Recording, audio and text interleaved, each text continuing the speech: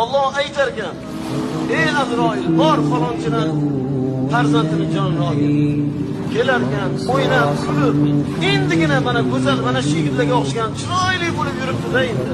Azroil alayhisalom kelar ekanlar, jonini olmoqchi bo'lar ekanlar. Jonini olindi. Alloh taolo bilib turibdi hammasini. Bandam nima deyapti? Ya Robbi, senga hamday deyapti.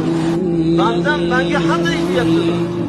Uni ko'zordagi gulini, pishgan mevasini, ko'zini qorachig'ini, qalbini mehrobini yulib olsam, u menga hamday deyapti, hamday deyapti.